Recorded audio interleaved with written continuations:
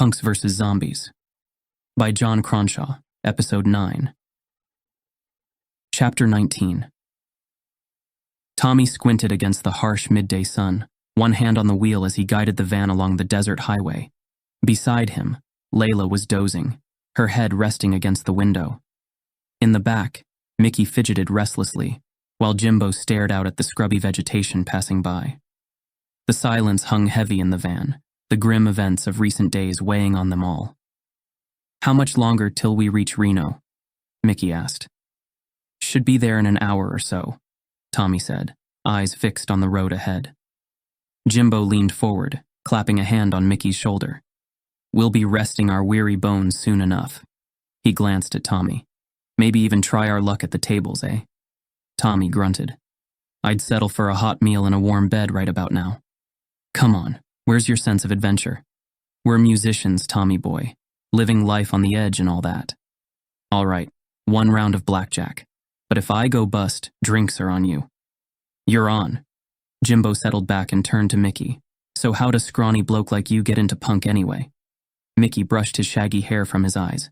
"When I was about 11, my big brother took me to see Green Day. I was totally blown away. The energy, the attitude, Billy Joe throwing himself all over the stage. I'd never seen anything like it. Soon as I got home, I decided I wanted to be the next Trey Cool. Asked my folks for a drum kit for Christmas, and the rest is history." Jimbo snorted. "Green Day? They're barely punk, dude. More like pop rock for sulky teens, if you ask me. They were a gateway drug. Got me hooked on the sound, the ethos. After that, I dove deep into the real deal. Black Flag, Minor Threat, Bad Brains. Never looked back after finding those bands." Layla stirred, turning to look at them blearily. "We giving Micky a hard time about his questionable taste again?" "Just gentle ribbing, no harm done." Jimbo held up his hands in mock surrender. Micky shook his head. "Laugh all you want, but if it wasn't for Green Day, I'd probably still be playing in some top 40 cover band back home. And we'd all be the worse for it." Layla reached over and squeezed his hand. "How you found punk doesn't matter.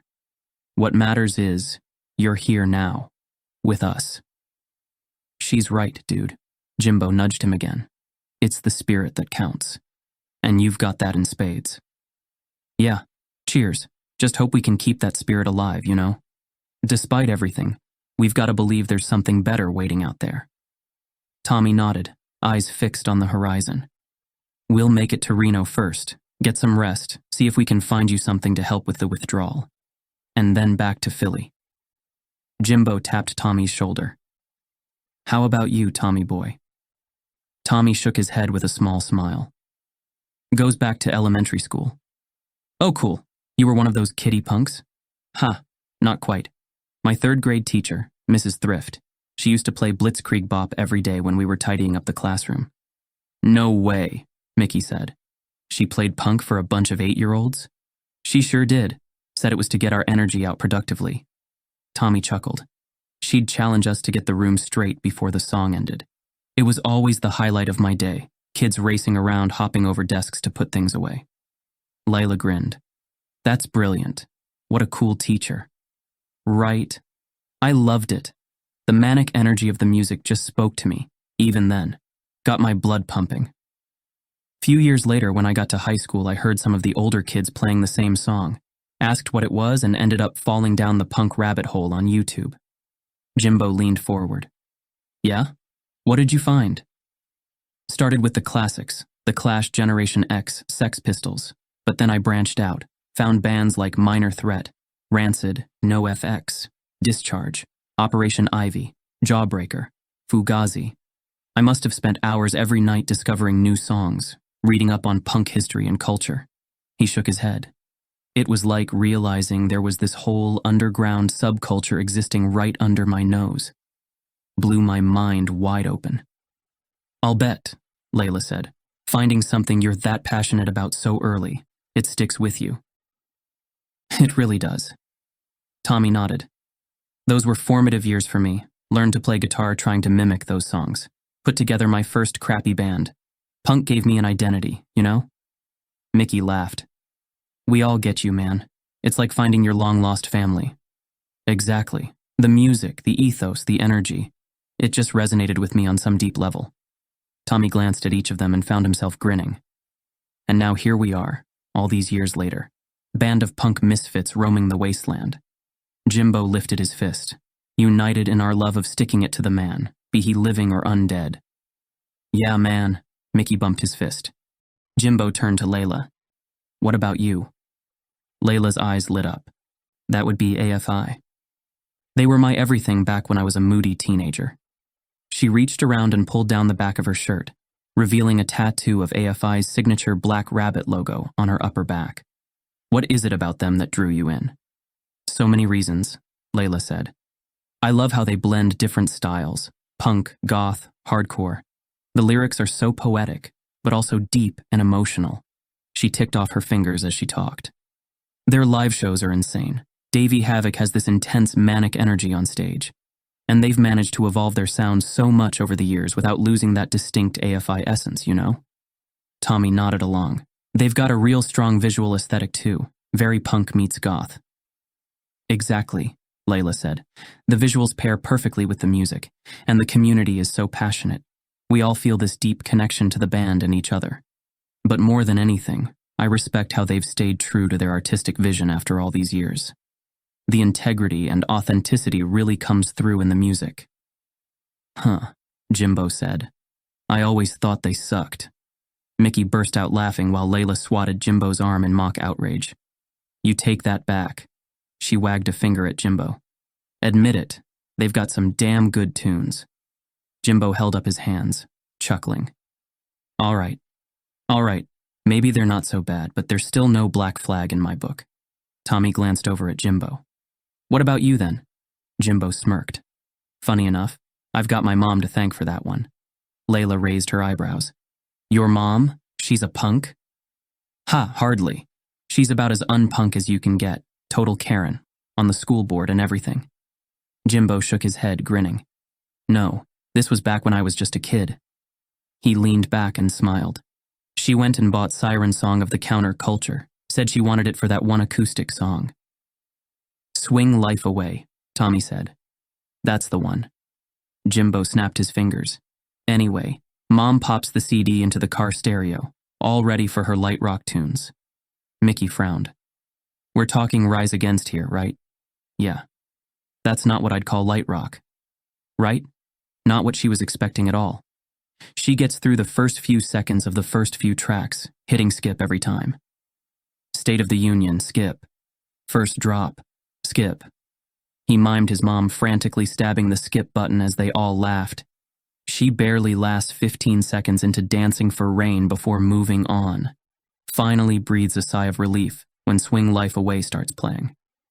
Oh man, she must have been so confused, Micky said, shaking with laughter. Jimbo nodded.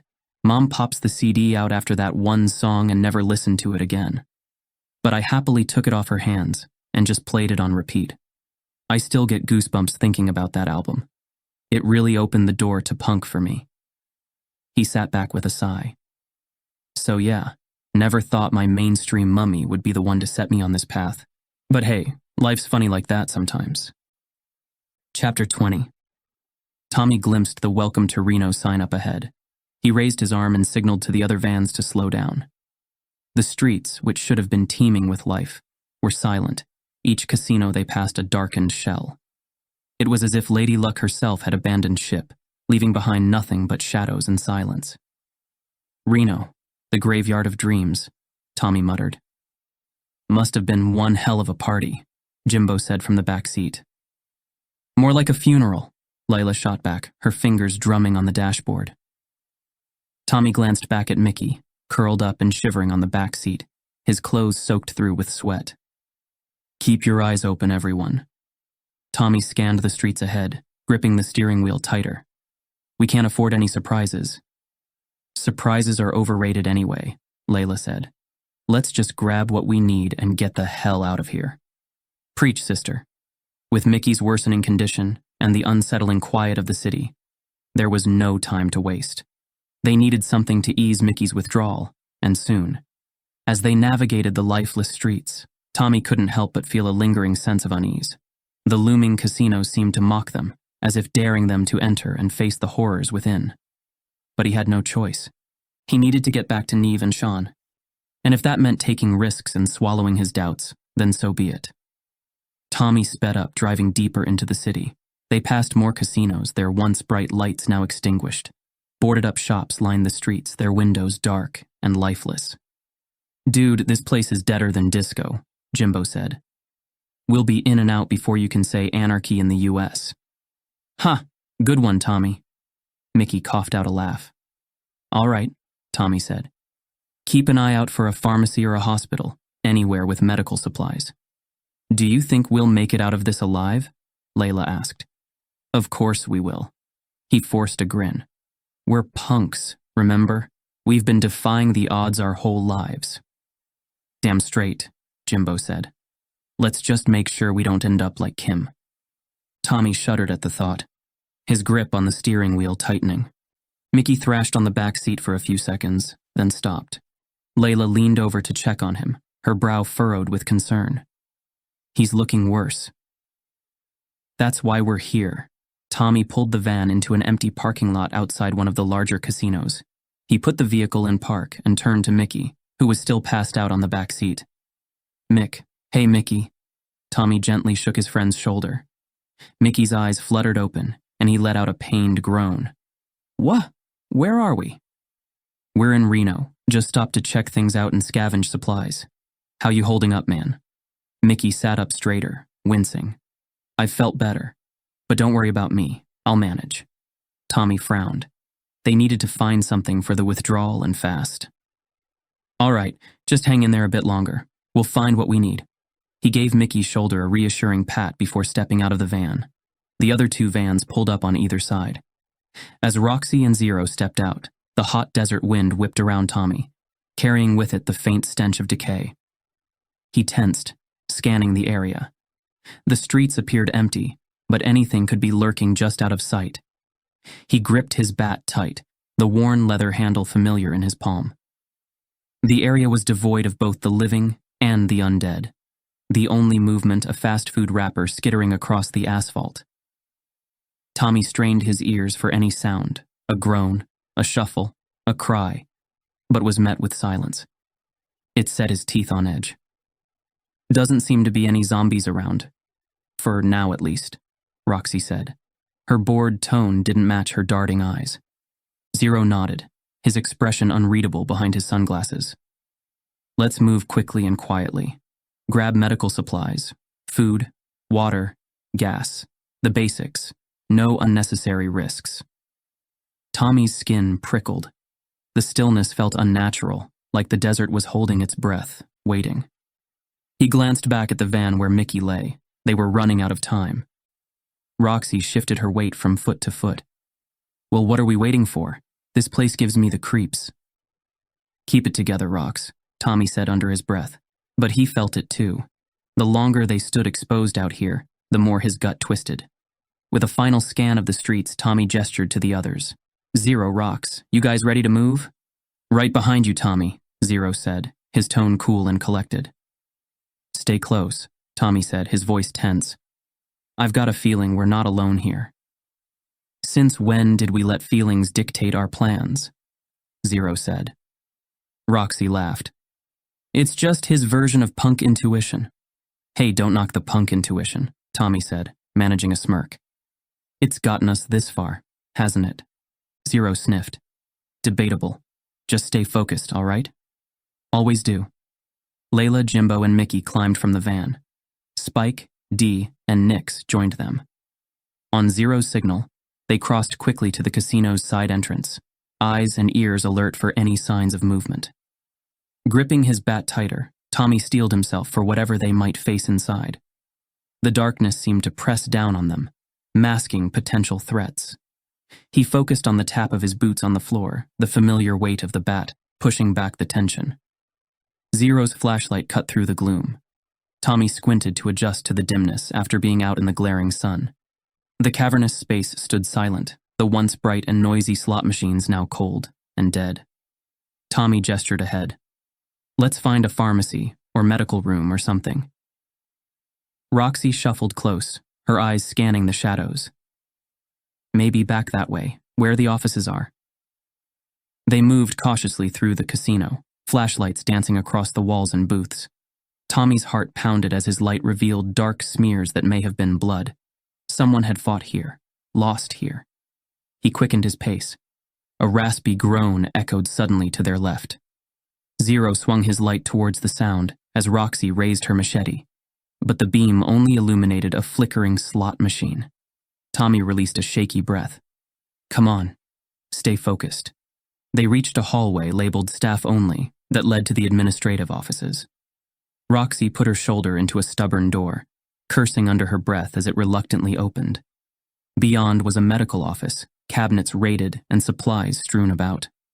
Tommy's heart sank, but he rummaged through the remnants, desperate to find anything useful. In a toppled drawer, he spotted some packets of antibiotics and basic medical supplies. It wasn't much, but it was better than nothing. Let's grab what we can find and get out of here, Tommy said. Roxy shoved packets and bottles into her pack as Zero kept watch. As they gathered the medical supplies, Tommy noticed a locked metal cabinet on the wall. He jiggled the handle, but it didn't budge. There's got to be more stuff behind here. He tried kicking at the lock, but only succeeded in bruising his foot. Damn it, this thing won't open. Layla shoved past him, tire iron in hand. She wedged the tire iron into the cabinet lock and pried with all her strength, letting out a string of curses. But the lock refused to give. No good. This thing is solid. Layla panted, wiping her brow. Zero stepped forward, rifle in hand. He took careful aim at the lock and fired off a single shot. The lock exploded in a shower of metal and the cabinet swung open. Jackpot, Layla grinned. Now we're talking. Tommy let out a shaky laugh. Nice shooting, Zero. Zero nodded, eyes scanning the room for any more threats. Let's load up and get out of here. What do we have here? Layla rifled through the cabinet. Bandages, gauze, surgical tools, gloves. Roxy picked up a few labeled bottles, reading the names aloud. Oxycodone, morphine, hydrocodone. These could really help Micky. Methadone, dilaudid. Grab all of those, Tommy said. The stronger meds, too. We just need to ration them to Micky. Layla squinted at more bottles. Amoxicillin, azithromycin, doxycycline. These should cover us for infections. We need to get him started on the methadone right away, Tommy said. Roxy shoved the bottles into her pack, then searched through more of the cabinet. Medical marijuana. Not sure if that'll help, but I'll take it. Ooh, Xanax. Layla laughed. Focus, Rox. Tommy breathed a sigh of relief. Grab it all. Let's move. Working quickly, Layla and Roxy loaded up their packs. Tommy stood guard by the door, bat at the ready, as Zero kept watch in the hall. Layla and Roxy gave a nod and gestured towards Micky. Micky stood leaning against the doorframe, his breathing ragged, his eyes unfocused. Tommy opened the methadone, helping Micky take some. Zero stepped up, a stern look on his face. You really think giving a junkie more drugs is the solution here? Tommy faced Zero. It'll help with the withdrawal. Right now, that's good enough. He's a liability, Tommy. His condition puts us all at risk. We need to think about the group. A tense silence filled the room. Then we'll help him kick it after this. But for now, let's just focus on surviving. Micky closed his eyes and pressed his back against the wall. Thanks, man. You're a lifesaver. Tommy placed a hand on his shoulder. I want you to promise me something. Promise me you'll kick this habit for good, or at least try. Sure thing, boss. Micky offered a weak thumbs up. Good man. He turned to the others. Let's get the hell out of here. Zero shook his head. I think we should keep looking around. But Zero fixed Tommy with a glare. This isn't a discussion. We've got what we came for. And I came here to find food. How are your supplies looking? Tommy shrugged.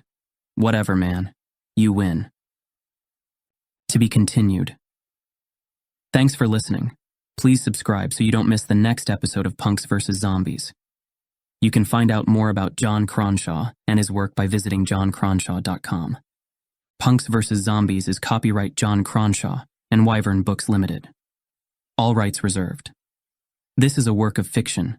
Names, characters, businesses, places, events, locales, and incidents are either the products of the author's imagination or used in a fictitious manner. Any resemblance to actual persons, living or dead,